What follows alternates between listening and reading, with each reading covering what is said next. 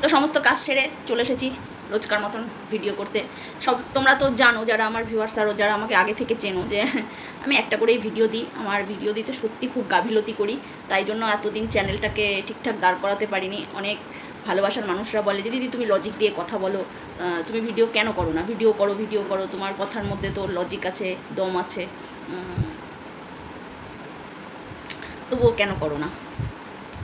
সত্যি কথা বলতে কি, প্রথম কথা সময় হয় না, আর দ্বিতীয় কথা হলো মানে কন্ট্রোভার্সি করতে গেলে একটা প্রপার মুডের দরকার হয়। সারাদিন পরে আর এই মুডটা না ঠিক আসে না।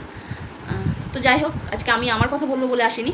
আমি সেই আলপনারই কিছু ভিডিও দেখেছি, দেখে সেইখান থেকে কিছু কথা আমি জানতে পেরেছি। তো আমি যখন জানতে পেরেছি, আমি চাইবো যে আমার ভিউয়ার্সদেরও আমি কথাগুলো জানাই। তো আলপনা প্রচুর ভিডিও করে গেছে, অনেক ভিডিও করে গেছে, অনেক কিছু বলে গেছে। আর এতটাই সরল সাদা মানুষ ওরা, যে কোনো কিছু মানে ঢেকে লুকিয়ে রাখতো না, মানে ভিউয়ার্সদের ওরা বোকা বানাতো না। কিছু কিছু ব্লগারদের দেখি যে কিছুটা নাটক করে, কিছুটা বানিয়ে, কিছুটা মানে বাসি ব্লগ এগুলো দেয়, কিন্তু ওদের মধ্যে কিন্তু ওই জিনিসটা ছিল না। ওরা সত্যিই খুব সৎ ছিল। আলপনার মা খুবই সৎ ছিল। আমি বলবো না যে আলপনার বর খুব খারাপ একটা ছেলে, না, খুব খারাপ একটা ছেলে না, কিন্তু খুব কি বলবো, গাফিলতি, মানে কুড়ে টাইপের, মানে কোনো কিছুকে গুরুত্ব দেয় না। হ্যাঁ, এটাই বলবো যে কোনো কিছুকে গুরুত্ব দেয় না। গুরুত্ব না দিলে কোনো বিষয়ে, সে শরীরের প্রতি হোক, সংসারের প্রতি হোক, বা আরও মানে মেন বিষয়গুলোতে, যেগুলোতে একটা বেটা ছেলের ডিসিশান নেওয়ার যে দরকার, শক্ত ডিসিশান, সেটা আলপনার বর নিত না। আলপনার বর ঘর জামাই থাকতো ঠিকই, কিন্তু আলপনার বরের নিজস্ব কোনো যে একটা অধিকার বা গুরুত্ব সংসারের প্রতি ছিল না। মানে গায়ে একটু হাওয়া লাগিয়ে ঘুরে বেড়াতো, বুঝতে পেরেছো তো? আলপনাই ছিল সংসারের সব, মানে একটা বুদ্ধিমান মেয়ে বলবো, মানে বুদ্ধি করে মাকে নিয়ে খুব সুন্দর করে সংসার করতো।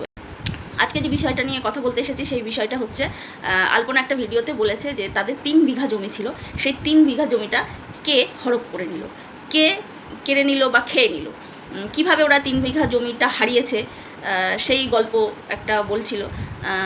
তো সেখানে কি বলবো, যদি শত্রু যদি নিজেদের লোক হয় না, তাহলে আর বাইরের লোকের প্রয়োজন হয় না।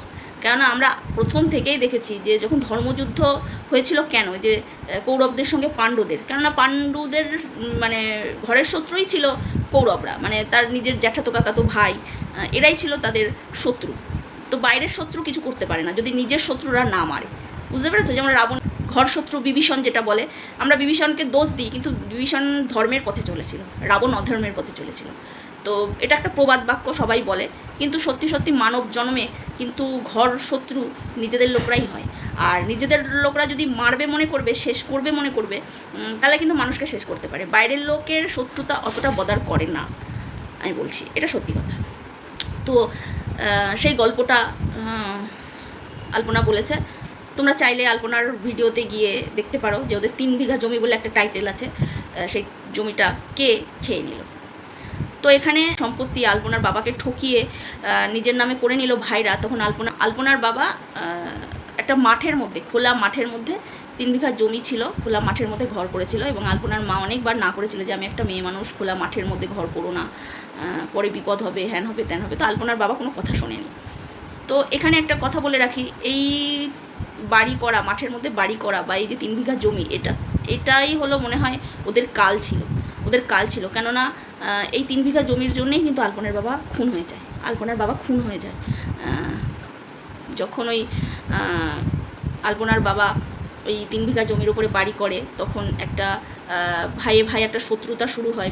ভাইরা ভেবেছিল যে ওই 3 বিঘা জমি তাদের কাছ থেকে হড়প করে নেবে বা জোর খাটিয়ে নিয়ে নেবে, এই ভেবে কী করেছিল যে আলপনার বাবাকে তার নিজের ভাইরা খুন করে দেয়। তখন ওই 3 বিঘা জমির জন্য কিন্তু ওর বাবাও খুন হয়ে যায়, ওর বাবাকেও খুন করে দেয় ওর ভাইরা।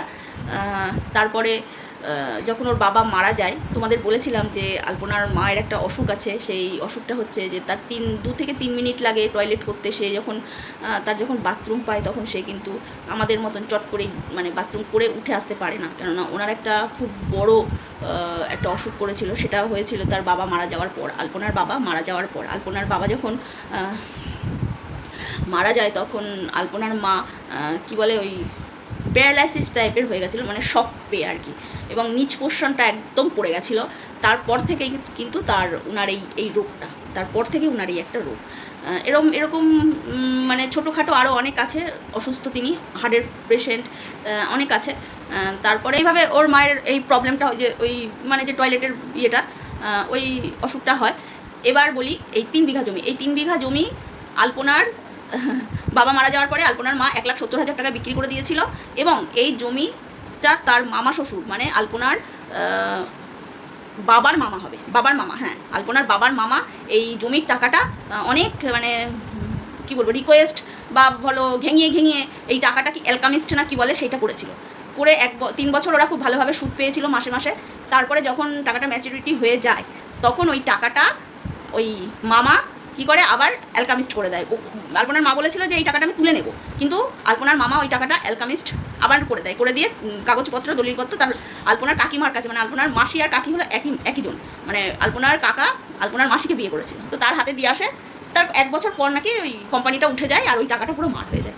তার মানে বুঝতে পেরেছো যে নিজেদের লোকরাই নিজেদেরকে কেমন ঠকায়। তখন ওই মা আর মেয়ে অনেক কষ্টে আবার টাকা জোগাড় করে ওই জায়গাটুকু কেনে, যে জায়গায় ওরা এখন বাস করে। তো ওটা হলো আলপনার মা, আলপনা আর আলপনার মা আগে আলপনার মায়ের মামার বাড়িতে গিয়ে উঠেছিল, সেখানে থাকতে থাকতে ওই জায়গাটা করা হয়। তারপরে ওই জায়গাটা যখন করা হয় তখন আলপনার বিয়ে ঠিক হয়ে যায়। তখন আলপনা ওর মাকে বলেছিল যে একই সঙ্গে মা আর মেয়ে একসঙ্গেই থাকবে। আলপনার অনেক ভালো ভালো ঘর থেকে সম্বন্ধে এসেছিলো, কিন্তু আলপনা বিয়ে করেনি। আলপনা বর, মানে বর্তমান বর যেটা প্রাণনাথ, ও আলপনাকে ভালোবাসতো, ও পছন্দ করেছিল আলপনাকে, এবং আলপনার মায়েরও খুব পছন্দ ছিল এই ছেলেটাকে, যে ওরা মানে ভালোবাসতো। আর আলপনার মা দেখেছিল ছোটো ফ্যামিলি আর ভালোবাসে, আর ওরা ছিল ভালোবাসার কাঙাল, ওদের কাছে পয়সাটা ম্যাটার করে না, ওদের কাছে ওরা ভালোবাসার কাঙাল ছিল, তো মানে ভালোবাসাটাকে ওরা গুরুত্ব দিয়েছিল। তো যাই হোক এইভাবে বিয়ে থাওয়া হয়ে যায়, আলপনা তার শ্বশুরবাড়িতে চলে যায়। আলপনার মাও তখন ইয়েতে থাকতো, আলপনার মায়ের মামার বাড়ি। কিন্তু আলপনার শাশুড়ি মা কখনো মেনে নেয়নি আলপনাকে।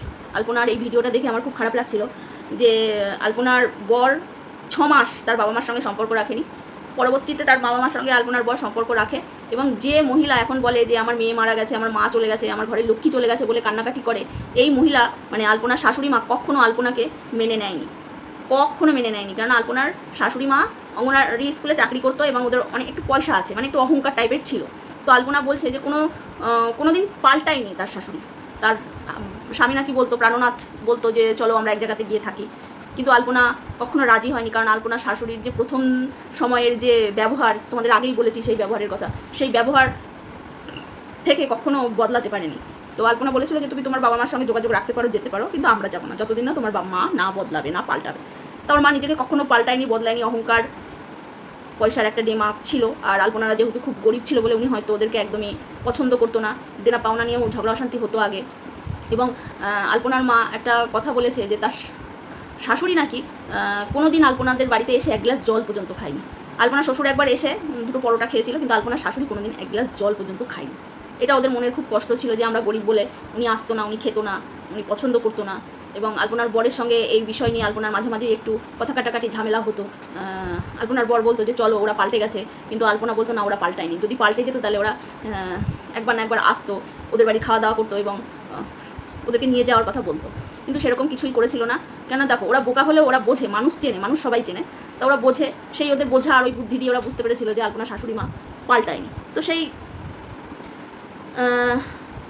এখন তার শাশুড়ি মা কাঁদছে যে আমার মেয়ে, আমার বৌমা আর আমার ছেলে লক্ষ্মীনারায়ণ ছিল, আমার বৌমা লক্ষ্মী ছিল, আমার মা ছিল, মাকে ফেরত আনতে গেছিলাম, আনতে পারিনি। একদম মিথ্যে কথা, একদম মিথ্যে কথা। মানে এত শোকের মধ্যেও মানুষ কী করে মিথ্যে কথা বলে।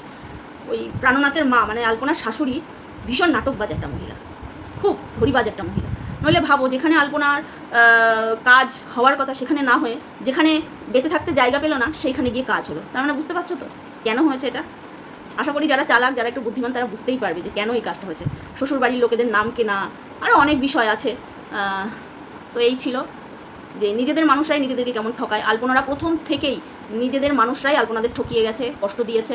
তা সত্ত্বেও আলপনারা সব ভুলে নিজের মতন করে সুন্দরভাবে সংসার করছিল, গুছিয়ে নিয়েছিল। সুখের সময় চলে এসেছিল। দুঃখের বিষয়, আলপনার কপালের সুখটা সহ্য হলো না। আর এই যে অসুখটা আলপনার গত 3 মাস, মানে 3 মাস থেকে ধরো এই পর্যন্ত ভিডিওগুলো দেখবে, 1 মাস আগে পর্যন্ত, মানে তখন দেখবে যে আলপনার মুখ চুকের অবস্থা দেখবে যে ও একটা অসুস্থ রুগী, সাদা ফ্যাকসা, ঠোঁটগুলো হয়ে গেছে, পুরো বোঝাই যাচ্ছিলো, কিন্তু ভালো অসুস্থ ছিল, তবুও ওই ডাক্তারের ভরসায় এই বালুরঘাটে পড়েছিল, বা কোন ডাক্তারের কথায় ওরা, বালুরঘাটের ডাক্তারের কথায় ওরা ওইখানেই বসেছিল। আলপনার বর যদি একটু গুরুত্ব দিত বা একটু নিয়ে যেত বাইরে, এখন বড় বড় কত হসপিটাল হয়েছে বিদেশে, এই রাজ্যের মধ্যেই কত বড় বড় হসপিটাল হয়েছে, মানুষ গেলে সুস্থ হয়ে যাচ্ছে। আমার মনে হয় আলপনাকে নিয়ে গেলে আলপনা বেঁচে যেত। আলপনা পুরো গাফিলতিতে, মানে গুরুত্ব না দিয়ে আলপনার আজকে এই অবস্থা। তো চলো, এটাই ছিল আমার ভিডিও, আজকের ভিডিও। এইটুকুই বললাম, যেটুকু জানতে পারলাম বললাম। এরপরে বলবো যে আমার কমেন্ট বক্সে একজন বলে গেছে যে আলপনার বর নেশা করতো, আর আলপনা তার ভিডিওতে কিছু প্রমাণও রেখে গেছে, সেই প্রমাণ সমেত আমি তোমাদেরকে সেটা দেখাবো এবং বলবো। অনেক কিছু আলপনা তার ভিডিওতে বলে গেছে, তোমরা ভালো করে দেখলে বুঝতে পারবে। আলপনা তার হাজব্যান্ডকে নিয়ে হয়তো যে খুব সুখী ছিল তাও না, একদম দায়িত্বহীন একটা ছেলে, যা বলবো আমি। আর নেশা করতো যে বিষয়টা না, এটা আমারও মনে হচ্ছে একটু সত্যি।